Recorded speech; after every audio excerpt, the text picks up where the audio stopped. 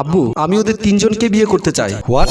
বলেই উত্তেজিত হয়ে জমশেদ চৌধুরী বসা থেকে দাঁড়িয়ে গেল। হ্যাঁ আব্বু, ঠিকই বলছি আমি এই তিনজনকে বিয়ে করতে চাই, তুমি বিয়ের ব্যবস্থা করো। বলেই ড্রয়িং রুম থেকে সানজিদা বের হয়ে চলে গেল। শাহনুর অবাক হয়ে জমশেদ চৌধুরীর দিকে তাকালো। জমশেদ চৌধুরী বলল, শাহনুর, সানজিদার সাথে কথা বলো। আমি এই নরপশু তিনজনকে তন্ন তন্ন করে খুঁজে বের করে ধরে এনেছি। আমার একমাত্র মেয়েকে ওরা তুলে নিয়ে নির্যাতন করেছে। আমি ওদের তিনজনকেই মেরে ফেলবো, বাঁচতে দেবো না। কিন্তু সানজিদা এটা কি বললো? তুমি ওকে শুধু বলতে বলো ও এই জঘন্যতম অপরাধীদের মৃত্যু চায়, আমি মৃত্যু কার্যকর করব। জমশেদ চৌধুরীর কথা শুনে হাত পা বাঁধা ছেলে তিনটি হাউমাউ করে কান্না করতে লাগলো। শাহানুর বলল, আপনি একটু সময় অপেক্ষা করুন, আমি সানজিদার মতামত নিয়ে আসি। বলেই সানজিদা রুমের দিকে চলে গেল। জমশেদ চৌধুরী তিনজনের মাথায় এক এক করে পিস্তল তাক করে বলল, যতই কান্নাকাটি করিস, তোদের বেঁচে থাকার কোনো অধিকার নেই। আম্মা, আমি যা বলার তোমাদের দুজনের সামনে বলে এসেছি। তোর আব্বু ওদের মেরে ফেলতে চায়। ওরা অন্যায় করেছে আমার সাথে, ওরা আমাকে নির্যাতন করেছে, ওদের শাস্তি আমিই দেব। আম্মু, 1 ঘন্টার মধ্যে তৌফিক নামের ছেলেটির সাথে আমার বিয়ের ব্যবস্থা করুন। মাগো, আরেকবার ভেবে দেখ, এটা কিভাবে সম্ভব? আম্মু, আমি আজ থেকে 3 দিন অসম্ভবকে সম্ভব করব। তৌফিককে আজ বিয়ে করব, আগামীকাল সকালে ডিভোর্স দেব, তারপর জনিকে আগামীকাল বিয়ে করব, পরশুদিন সকালে ডিভোর্স দেব, তারপর আসবে জাহিদের পালা। আমি বুঝতে পারছি না তুই কেন এমন পাগলামি করছিস। আমার সিদ্ধান্ত আব্বুকে জানিয়ে দাও আর বাসর ঘর সাজানোর ব্যবস্থা করো। সানজিদার কথা শুনে তার মা আর কোনো কথা না বলে সোজা রুম থেকে বের হয়ে গেল। বাসর ঘরে নববধূ সেজে বসে আছে সানজিদা। বেডরুমের দরজা খুলে কান্না করতে করতে বাসর ঘরে প্রবেশ করলো তৌফিক। সানজিদার দিকে তাকিয়ে কান্নার পরিমাণটা যেন আরো বেড়ে গেল। পৃথিবীতে তৌফিকই মনে হয় একমাত্র বর যে বাসর ঘরে কান্না করতে করতে প্রবেশ করলো। বিছানা থেকে সানজিদা ইশারা করে তৌফিককে ডাকলো। তৌফিক ভয়ে ভয়ে আস্তে আস্তে বিছানার কাছে এসে খাটের পাশে বসে হাউমাউ করে কান্না করতে করতে দুহাত জোর করে সানজিদার কাছে ক্ষমা চাইতে লাগলো। আহা, কান্না করছো কেন? বাসর ঘরে কেউ কোনোদিন কান্না করে? আমি ভুল করেছি, তুমি আমায় ক্ষমা করো, আমাকে মুক্তি দাও, আমাকে মেরো না, আমি বাঁচতে চাই। তৌফিকের অনুনয় বিনয় শুনে সানজিদা মুচকি এসে বিছানা থেকে নিচে নেমে দুহাত বাড়িয়ে তৌফিককে বসা থেকে তুলে বলল, মুক্তি চাও? অবশ্যই মুক্তি দেব।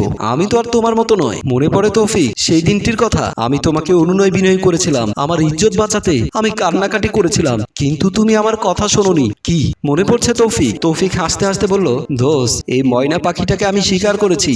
বস আমার উপরে অনেক সন্তুষ্ট, তাই সিরিয়ালটা কিন্তু আমারই আগে হওয়া উচিত। জনি বলল, কষ্ট কিন্তু সবাই করি, কিন্তু ফলটা তুই আগে খাস। যাক, আমি আমার পক্ষ থেকে তোকে আজকে ছেড়ে দিলাম, ভবিষ্যতে কিন্তু এমনটা আর করিস না। সানজিদা কান্না করতে করতে বলল, তোমাদের কথা শুনে আমি যতটুকু বুঝতে পারছি তোমরা আমার ইজ্জত নষ্ট করতে চাইছো। প্লিজ, তোমাদের কাছে দুহাত জোর করে অনুরোধ করছি, আমার সর্বনাশ করো না। আমার আব্বুর সাথে তোমাদের বসের রাজনৈতিক সমস্যা থাকতে পারে, ব্যবসা নিয়ে ঝামেলা থাকতে পারে, সে অপরাধে কেন তোমরা আমাকে দোষী করছো? আমার জীবনটা কেন নষ্ট করে দিতে চাইছো?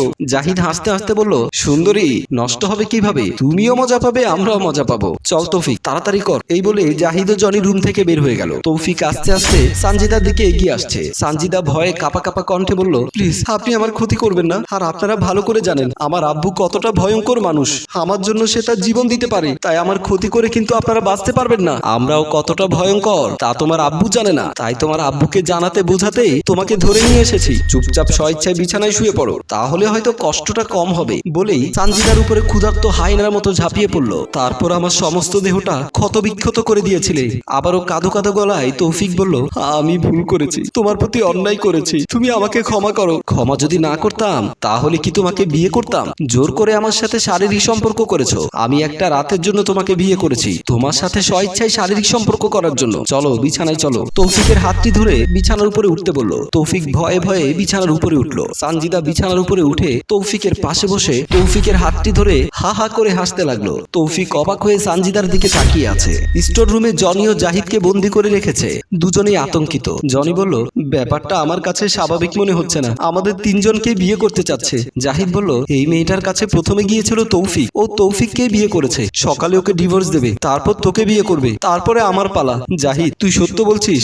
জানি না এখন তৌফিকের সাথে কি হচ্ছে দোস্ত, যাই হোক ভালো কিছু হচ্ছে না। তুমি হাসছো? ওইদিকে তোমার মেয়ে মারাত্মক সিদ্ধান্ত নিয়ে বাসর ঘরে প্রবেশ করছে। শাহানুর, আমার মেয়ে আমার চেয়ে বুদ্ধিমান, হয়তো এমন সিদ্ধান্ত নেওয়ার বিশেষ কোনো কারণ অবশ্যই আছে। যে কারণই থাক, বিষয়টি কিন্তু ভালো হচ্ছে না। শাহানুর, তুমি এই কথা কিভাবে বলো? ওই নরপশুরা আমার মেয়ের উপরে যে নির্যাতন করেছে সেটা কি ভালো করেছে? আরে শত্রুতা তো আমার সাথে, তোরা আমার ক্ষতি করতি, নিষ্পাপ মেয়েটার কেন ক্ষতি করলি? আমার মেয়ের যা ইচ্ছা তাই করুক, আমি আমার মেয়ের পক্ষে আছি। তৌফিকের হাত পা মুখ বাঁধা, দু চোখ বেয়ে টপ টপ করে পানি পড়ছে। সানজিদা কোমরের কাছে বসে গজ কাপড় দিয়ে ব্যান্ডেজ করছে আর তৌফিকের দিকে তাকিয়ে বলছে, আর কোনোদিনও ইচ্ছে করলেও কোনো মেয়ের সাথে শারীরিক সম্পর্ক করতে পারবি না, চিরদিনের জন্য অকেজো করে দিলাম। তৌফিক ছটফট করছে ব্যথায়। আমি বুঝতে পারছি তোর খুব খুব কষ্ট হচ্ছে, কিন্তু কি করব বল, তোর এই যন্ত্রটা আছে বলেই তোর শরীরের উত্তেজনা ছিল, সেই উত্তেজনার কারণেই তুই আমাকে নির্যাতন করেছিস।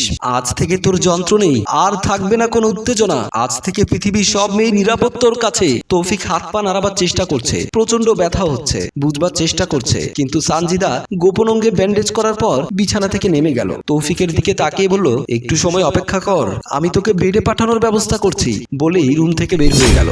রুম থেকে বের হতেই সানজিদার মা দৌড়ে এসে সানজিদাকে জড়িয়ে ধরে বলল, মা কোনো সমস্যা? ওই ছেলে কোথায়? আম্মু তুমি এমন তাড়াহুড়ো করছো কেন? কোনো সমস্যা নেই, দেখছো না আমি স্বাভাবিক আছি। আমার দ্বিতীয় তৃতীয় স্বামী যারা হবে তাদের কি চা নাস্তা দিয়েছো?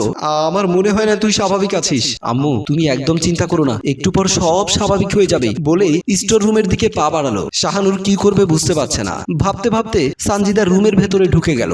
শাহানুর রুমের ভেতরে ঢুকতেই চমকে উঠলো। তৌফিক হাত পা বাঁধা অবস্থায় ব্যথায় ছটফট করছে। শাহানুর অবাক চোখে পা থেকে মাথা পর্যন্ত তাকিয়ে অনেকটা ভয় পেয়ে দিল দৌড়। এক দৌড়ে রুম থেকে বের হয়ে গেল। সানজিদা স্টোর রুমে প্রবেশ করলো। সানজিদাকে দেখে জনি জাহিদ চমকে উঠে দুজনের মধ্যে ভয়ে কাঁপাকাঁপি শুরু হয়ে গেল। সানজিদা এক হাতে পিস্তল, অন্য হাতে ব্যান্ডেজ কাপড় ও একটি নতুন ব্লেড। সানজিদাকে ভয়ঙ্কর রূপে দেখে জনি জাহিদের কলিজা শুকিয়ে কাঠ। সানজিদা আস্তে আস্তে দুজনের কাছে এসে বলল, তোর বন্ধুর এটা কেটে দিয়ে সুন্দর করে ব্যান্ডেজ করে দিয়েছি, বাসর ঘরে বিছানায় ব্যথায় ছটফট করছে। সানজিদার মুখে এমন ভয়ঙ্কর কথা শুনে দুই বন্ধুর কাঁপাকাঁপি বেড়ে গেল। শুরু হলো কান্না। কিরে কান্না করছিস কেন? এখন তোদের পালা, এই নে ব্লেড, তোরটা তুই কাটবি, আবার তোরটা তুই কাটবি। এবার কান্নার আওয়াজ আরো বেড়ে গেল। সানজিদা হা হা করে অট্টহাসিতে ফেটে পড়লো। দরজার বাহিরে সানজিদার মা বাবা স্টোর রুমের দরজা ধাক্কা দিচ্ছে আর সানজিদা সানজিদা বলে ডাকছে। ভেতরে সানজিদা হা হা করে হাসছে আর হাতের পিস্তলটা নাড়িয়ে নাড়িয়ে বাঁকা চোখে দুই বন্ধুর দিকে তাকিয়ে ব্লেডটা এগিয়ে দিল। জনি জাহিদ দুহাত জোর করে অনুনয় বিনয় করে কান্না করতে করতে মাফ চাইতে লাগলো। দরজার বাহিরে অস্থির অবস্থায় দরজা ধাক্কা দিচ্ছে সানজিদার মা বাবা আর ভেতরে সানজিদা হাসছে। জনি জাহিদ ভয়ে কাঁপছে। প্রিয় দর্শক, আইন নিজের হাতে তুলে নেওয়াটা ঠিক নয়। আপনাদের কি মনে হয় সানজিদা যা করেছে বা যা করতে চাইছে তা কি ঠিক করেছে? আপনাদের মতামতটি জানিয়ে দিন। গল্পটি ভালো লাগলে লাইক কমেন্ট ও শেয়ার করে আমাদের সাথেই থাকুন। ধন্যবাদ।